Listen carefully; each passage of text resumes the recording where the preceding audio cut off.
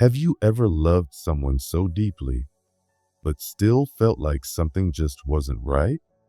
You tried your best. You gave your heart. You believed in the connection. But even with all that love, something inside you felt unsettled. You couldn't always explain it. Sometimes it was just a quiet ache, a heaviness you couldn't shake. Other times, it showed up as confusion, constant overthinking, or a deep tiredness that made you feel like your heart was carrying too much. You kept hoping things would get better, that maybe you were just going through a rough patch, that maybe this is what love is supposed to feel like sometimes. But deep down, you knew something about this relationship didn't feel peaceful. At first, it felt beautiful. There was comfort, chemistry, and the hope of something lasting. But as time passed, the comfort turned into emotional weight. The connection started to feel more like pressure. You still cared, but you were constantly working to hold things together, and it never felt like enough. You kept wondering why love felt more like survival. You started doubting yourself, replaying conversations, questioning your own instincts. You'd lie in bed at night trying to convince yourself this was normal, that love was just hard work. But what if love isn't supposed to feel like this? What if real love isn't meant to confuse, exhaust, or make you feel like you're slowly losing yourself? The truth is, love isn't supposed to feel like a battle inside your own heart. When you're with the right person, even during hard times, there's an underlying peace. You may face challenges together, but there's clarity in the connection. You feel like you're growing, like you're becoming more of yourself, not less. You feel safe to express who you are. You feel understood. But when the relationship is not right, your inner peace disappears. You constantly overthink. You feel like you're walking on emotional eggshells. And even if nothing major goes wrong, you just don't feel okay. Maybe you've been stuck in a pattern of breaking up and getting back together. It's a cycle that begins with relief when you leave, followed by hope when you return. At first, it feels like love trying to survive. But over time, it just starts to feel like repetition, familiar pain dressed in new promises. Each time you go back, a little more of your spirit fades. You tell yourself maybe this time things will be different, but they never are. The arguments return. The same feelings come back, and the longer it goes on, the more it becomes clear this isn't love rebuilding itself. This is love on life support. And perhaps the saddest part is when you begin to lose yourself in the process. You become quieter, smaller. You stop speaking your truth because you fear it will cause conflict. You stop dreaming out loud because you feel misunderstood. You stop showing the brightest parts of yourself because they don't seem to be appreciated. Little by little, you start hiding who you really are just to keep the relationship from falling apart. But the truth is, the relationship is already falling apart if it can't hold space for the real you. You deserve to be in a connection that allows you to be fully seen. You deserve to feel proud of who you are, not pressured to become someone else just to be loved. Real love doesn't want you to shrink. It wants you to shine. It celebrates your voice. It embraces your dreams. It doesn't ask you to choose between your peace and your partner. It creates a space where both can exist. Maybe you've noticed you've been feeling disconnected from yourself lately. Things that used to bring you joy now feel distant. Passions that used to light you up feel dim. You've stopped doing the things that used to make you feel alive. That's not because you've changed for the better. It's because the connection you're in is pulling you away from the parts of you that matter most. And it's not selfish to realize that. It's wise. Because who you become in a relationship is just as important as how much you love someone.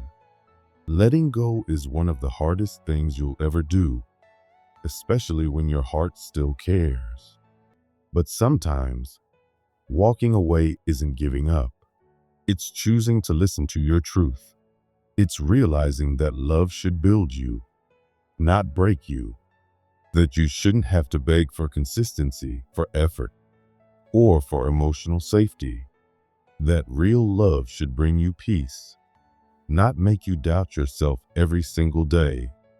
So if your heart feels tired, your mind feels heavy, and your spirit feels like it's slowly slipping away, ask yourself the real question. Are you holding on because it's right, or because you're scared to let go? Sometimes the hardest decision is the most loving one. And sometimes, the bravest thing you can do is walk away from what's hurting you, even if you still love them. You don't need a love that constantly drains you. You don't need a connection that keeps you confused. You don't need someone who only loves parts of you. You deserve the kind of love that brings peace, clarity, joy, and freedom. The kind of love that makes you feel more like yourself, not someone you have to become just to keep things from falling apart. If it's not giving you that, then maybe it's time to stop holding on so tightly. Maybe it's time to listen to what your heart's been whispering. Maybe it's time to love yourself enough to walk away. Because you deserve a love that feels like a soft place to land. You deserve a love that sees you, hears you, supports you, and helps you grow. Not one that asks you to carry all the weight alone. You are not too much. You are not too emotional. You are not asking for too much. You're just asking for something real, something whole, something that doesn't hurt to hold. And you deserve nothing less. You keep noticing the same red flags over and over again.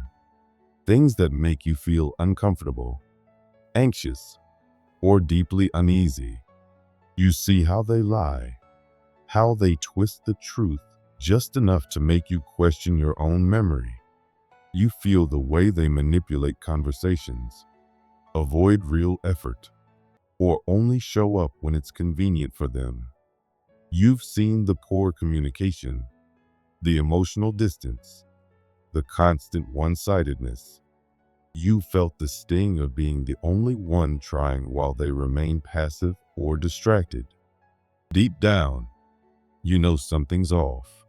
You felt it in your body, in your heart, in your energy. And yet, you keep making excuses for them. You tell yourself they're just going through a rough patch. You remind yourself of their painful past, of their childhood wounds, of their traumas. You convince yourself that nobody is perfect and that maybe they'll change. Maybe this is just temporary. You tell yourself that compassion means staying and being patient. But the truth is, there's a difference between compassion and self-deception. One uplifts, the other slowly destroys. You're not helping them heal by ignoring your own pain. You're only hurting yourself. When something is constantly making you feel uneasy, heavy, or emotionally unsafe, that's not something you're supposed to ignore. That's not your intuition being dramatic. That's your inner self begging you to pay attention. Red flags are not vague suggestions to maybe reconsider. They are loud, flashing warnings. Warnings that something is unhealthy, harmful, or unsustainable. And when you keep justifying those warnings, When you keep brushing them aside, you start training your mind to accept what you once knew was wrong. You begin to normalize dysfunction. You begin to accept crumbs as if they're enough to satisfy your soul.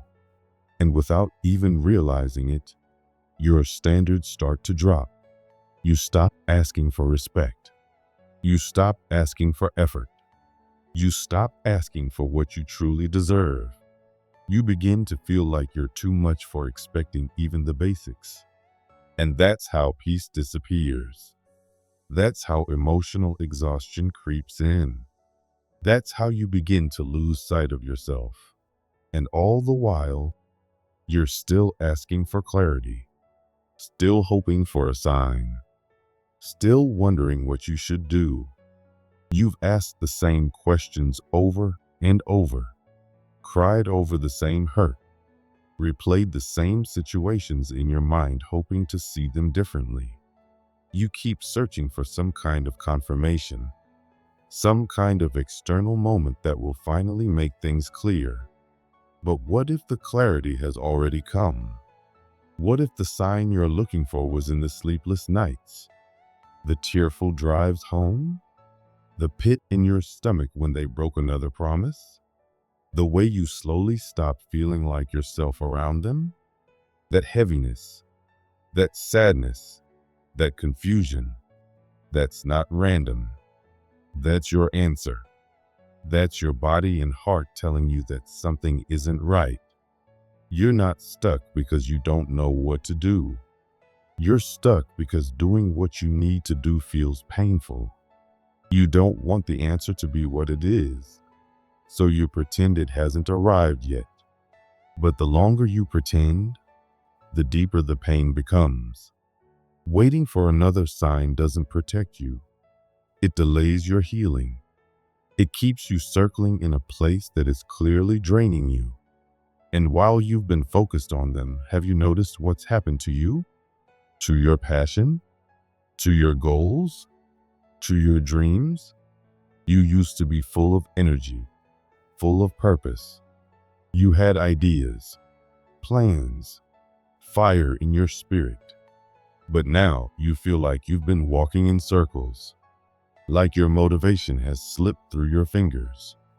You barely recognize the version of you that once had so much drive, because all your energy has been going toward trying to make this relationship work. You've paused your progress. You've dimmed your light. You've sacrificed your focus just to keep someone who doesn't seem to be meeting you halfway. Love isn't supposed to pull you away from yourself. It's supposed to bring you closer to who you really are. It's not supposed to make you feel small, or lost, or confused about your direction. A true connection will inspire you, energize you, encourage your growth. It won't ask you to abandon yourself in exchange for temporary closeness. It won't require you to give up your dreams so you can feel a little bit loved. If your relationship is making you feel more stuck than supported, it's not love, it's a distraction. And sometimes the most dangerous distractions are the ones that wear the mask of affection. You've seen the cycle. They leave. They ghost you. They cheat. They lie. They break promises. And when you finally start to rebuild yourself, they come back. They say just enough of the right things to make you hesitate. Maybe they apologize. Maybe they pretend to change. Maybe they say they missed you. And you, because your heart is good and your hope is strong, you open the door again. You let them back in. You try again. But how many times has this happened? One time might be a mistake. Two might be confusion. But three or more? That's a pattern. That's a lesson that keeps repeating itself until you finally learn it. When someone shows you the same hurtful behavior over and over again, that's not bad luck. That's a message. Life keeps giving you the opportunity to walk away for good. but you keep choosing to stay, not because you're weak, but because you're scared. You don't want to start over. You don't want to lose what little closeness you have left.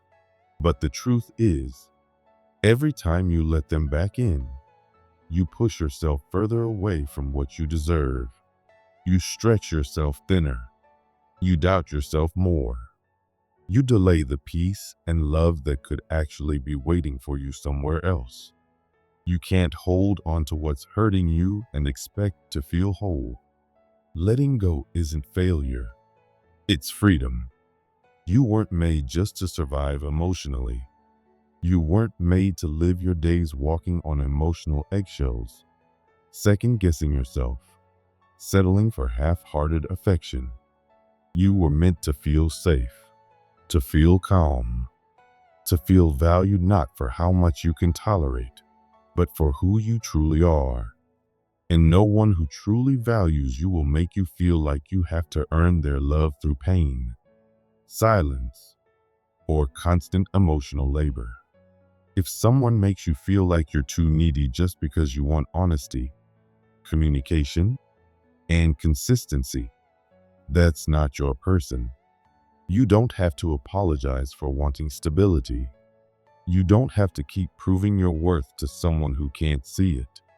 Your softness isn't the problem. Your standards aren't too high. You've just been giving too much to someone who doesn't know how to handle what you bring. And yes, letting go will hurt. It will break your heart to walk away from something you wanted so badly to work. It will feel lonely at first. You'll second guess yourself. You'll miss the memories, the shared moments, the closeness.